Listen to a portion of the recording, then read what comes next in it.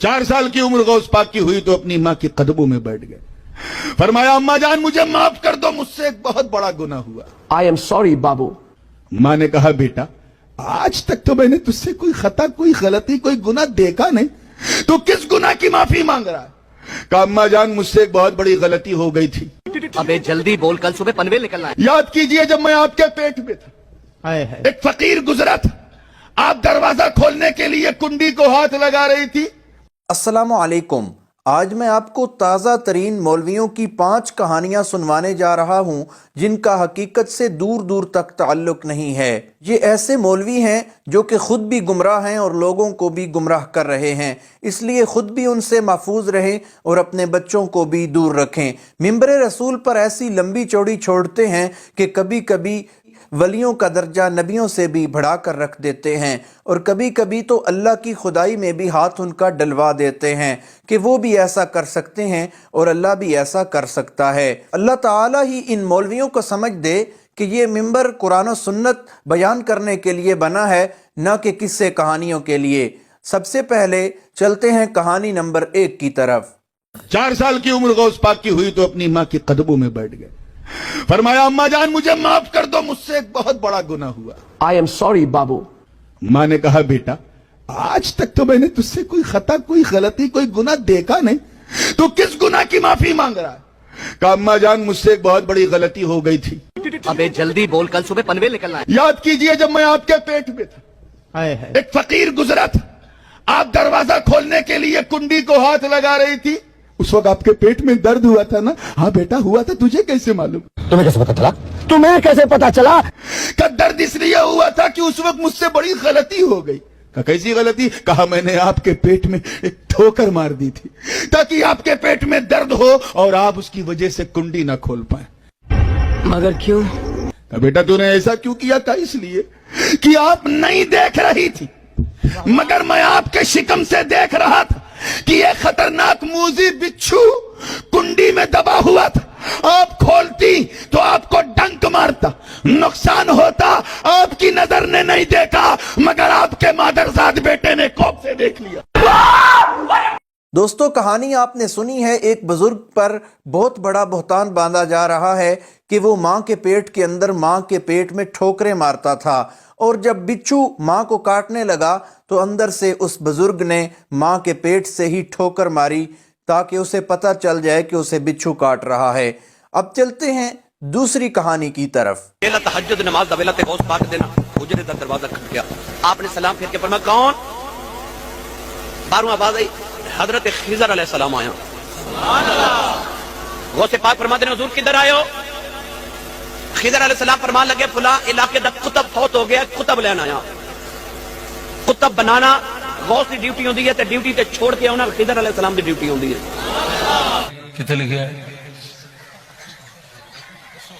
कुतब किनू कहते हैं? माइयां जी चक्की चलांदियां सन ना, वो चक्की के 2 पार्ट होंगे, ऊपर लकड़ी की किल्ली और लकड़ी की किल्ली नू कुतब किया जाता है। अगर कुतब को खेड़ लीए तो चक्की चलदी नहीं। वलियां च भी कुतब उस वाली नू कहते हैं जेड़ा चक्की के कुतब की तरह पूरे इलाके का निजाम चला। इस कहानी में एक बुजुर्ग को अल्लाह का दर्जा दिया जा रहा है और कहा जा रहा है कि कुतब भी एक इलाके में एक ही होता है जो कि सारे इलाके का निज़ाम चलाता है।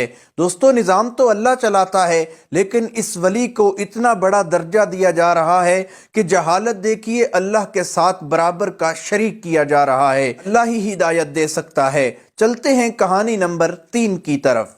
हजरत सैयद मेहर अली शाह साहब वो एक दफा बैठे हुए थे तो घोड़ा आ गया, उसके हाथ में दूरबीन थी, वो कभी इस तरह करे और कभी इस तरह करे। हजरत मेहर अली शाह साहब ने देखा तो आपने अपनी तस्वीर इस तरह उठाई और इस तरह करना शुरू कर दिया। जब उन्होंने तस्वीर उठा के इस तरह किया तो उस घोड़े ने क्या व्हाट आर यू डूइंग?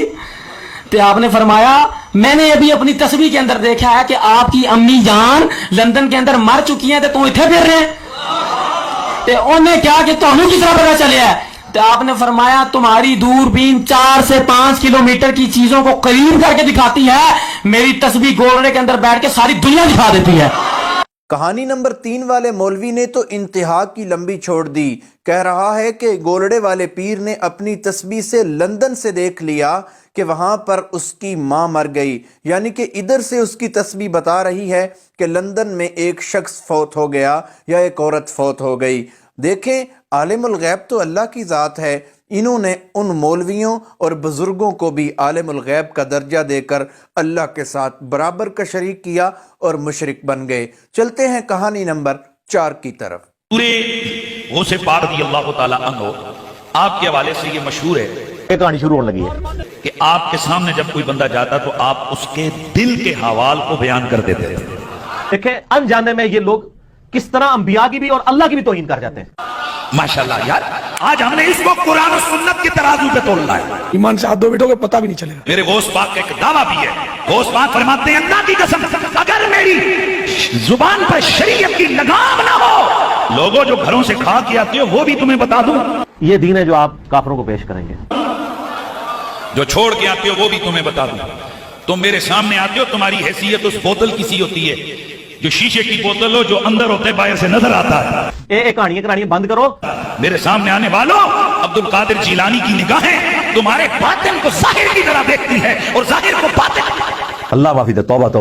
کہانی نمبر 4 والے مولوی کا نام حنیف قریشی ہے، جو کہ ایک اللہ کے بزرگ حضرت عبد القادر جیلانی کو غوث اعظم کہہ رہا ہے، اور کہہ رہا ہے کہ غوث اعظم کو یہ بھی پتا ہوتا تھا کہ تم اپنے گھروں سے کیا کھا کر آئے ہو، اور میں تمہارے دلوں کا حال تم سے بھی بہتر جانتا ہوں۔ تو اللہ کا قرآن تو کہتا ہے انہ علیم بذات الصدور، میں تمہارے دلوں کا حال جانتا ہوں اور کوئی نہیں جان سکتا۔ تو اس طرح یہ بزرگ کو اللہ کے ساتھ شریک ٹھہرا کر مشرک ٹھہرے۔ کہانی نمبر 5 کی طرف چلتے ہیں۔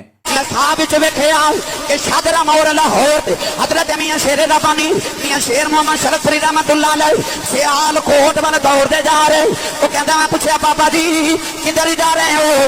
آپ نے فرمایا سیال کوٹ چمنڈا بارڈر پہ ہندوؤں نے پاکستان پہ حملہ کر دیتا ہے، میں اتنے مدد کرنے جا رہے ہیں۔ وہ کہنے لگا حضور میاں صاحب آ لاہور پر کی ہڈی آ رہا اتنے بھی ہندوؤں حملہ کیتا ہے، لاہور نیڑے سیال کوٹ دور ہے، ایڈی دور کی لینے چلے ہو، لاہور نو سنبھالو۔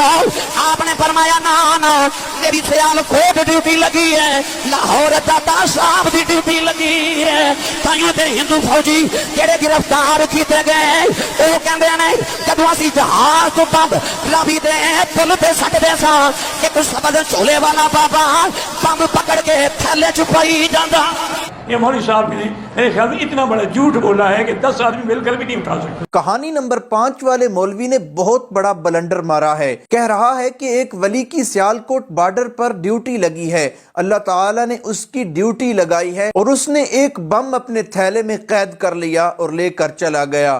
عجیب سی کہانیاں ہیں، عجیب سے قصے ہیں اور عجیب سی کہاوتیں ہیں۔ دوستو یہ قرآن سے دوری ہے۔ اگر قرآن کا مطالعہ کیا جائے تو قرآن ہمیں شرک سے منع کرتا ہے، اور سب سے بڑا مسئلہ بھی توحید کا مسئلہ ہے۔ جب تک توحید پر عمل اور ایمان نہیں ہوگا اس وقت تک آپ کا کوئی بھی عمل قابل قبول نہیں ہوگا۔ اس لیے اگر جنت الفردوس کی تمنا رکھتے ہو تو سب سے پہلے عقیدہ توحید کو اپنانا ہوگا۔ ان سارے شرک اور یہ ساری بدعات اور یہ کہاوتیں یہ سب قرآن و سنت سے ہمیں دور کرتی ہیں۔ اس سے ہمیں بچنا ہوگا، اس سے ہمیں بری ہونا ہوگا اور معافی مانگنی ہوگی اور توحید کو گلے سے لگانا ہوگا۔ امید ہے آپ کو ویڈیو پسند آئی ہوگی۔ ویڈیو کو زیادہ سے زیادہ لوگوں تک پہنچائیں، کمنٹ کریں اور شیئر کریں، اور ہمارے چینل کو سبسکرائب کریں تاکہ آپ کو ہر ایک نئی ویڈیو ہماری ملتی رہے۔ ملتے ہیں ایک نئی ویڈیو کے ساتھ، تب تک کے لیے